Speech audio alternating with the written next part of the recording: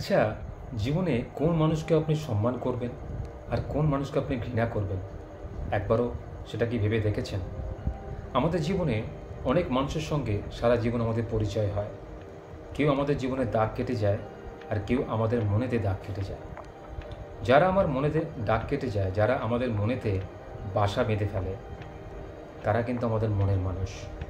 তাদের জন্য আমরা সব কিছু করতে রাজি আছি, তাদের জন্য আমরা উদার হস্ত, তাই না?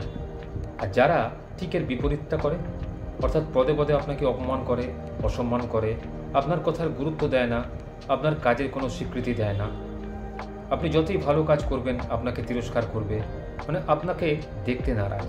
একটা বাংলায় কথা আছে না, দেখতে নারী তো তার চলন মাখা।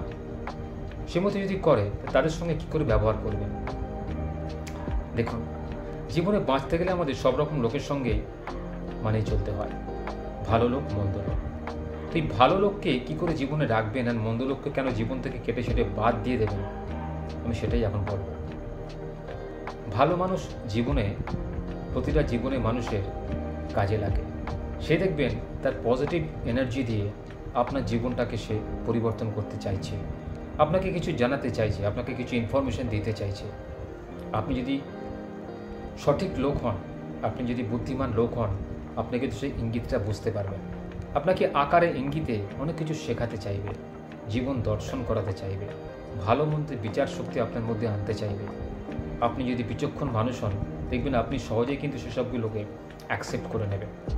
আর ঠিক তার বিপরীত যখন লক্ষ্য করবেন, দেখবেন আপনার বিবেক কিন্তু দংশন করবে যে এই মানুষটা ভালো নয়, এই মানুষটার উদ্দেশ্য একদমই সঠিক নয়, সে আপনার ক্ষতি চায়, সে আপনাকে বিপথে চালিত করে নিজে আনন্দ পেতে চায়, নিজে অর্থ উপার্জন করতে চায়, নিজে খ্যাতি অর্জন করতে চায়। এই ধরনের মানুষ কিন্তু আপনার জীবনে মোটেই কাম্য নয়। আপনি যদি ভালো মানুষ হন, সৎ মানুষ হন, আপনি কিন্তু আপনার জীবন থেকে এই ধরনের মানুষকে অবিলম্বে ত্যাগ করুন, বর্জন করুন। আপনি তো দেখবেন প্রথম দর্শনে সব মানুষ আপনার সামনে খুব ভালোভাবে তাদের ভালো মানুষের মুখোশটা রেখে আপনার শুভাকাঙ্ক্ষী হতে চাইছে, কিন্তু দেখবেন অচিরেই এরা আপনার শত্রুতে পরিণত হয়েছে।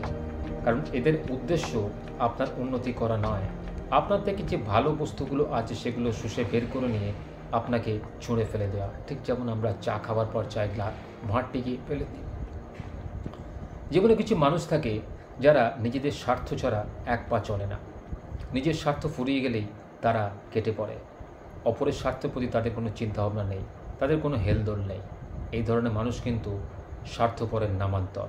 জীবনে বাঁচতে গেলে এদের থেকে দূরে থাকুন, এদেরকে একদম জীবনের সঙ্গী করবেন না, তাহলে দেখবেন আপনারা কিন্তু অনেক ভালো থাকবেন।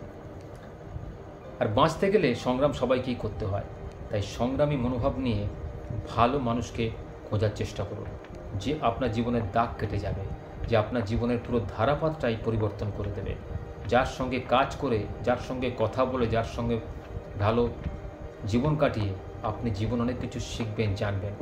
পৃথিবী থেকে চলে যাওয়ার আগে অবধি আপনার কাজ, আপনার কর্ম, আপনার ধর্ম, আপনার ব্যবহার, এই সমস্ত লোকের থেকে অনুপ্রাণিত হয়ে আপনি যা শিখবেন, দেখবেন লোকে আপনাকে মনে রাখছে।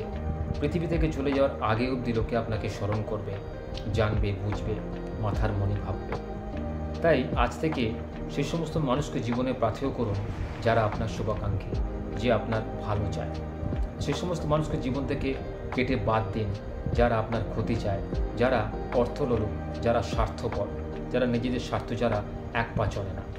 এই সমস্ত মানুষ আপনার জীবনের, জানবেন, অ্যাসিড। যে অ্যাসিড মানুষের শরীরে দিলে শরীর পুড়ে যায়, এই সমস্ত মানুষের সঙ্গে মিশলে আপনার মান সম্মান তো নষ্ট হবেই, উপরন্তু আপনার জীবনটাও কিন্তু নরকে পরিণত হবে। নিজেকে যদি সুস্থভাবে রাখতে চান, নিজেকে যদি বাকি জীবনটা ভালোভাবে আনন্দে কাটাতে চান, তাহলে অবশ্যই একজন ভালো সৎ মানুষের খোঁজ করুন, যে জীবনে আপনাকে অনেক কিছু দান করবে।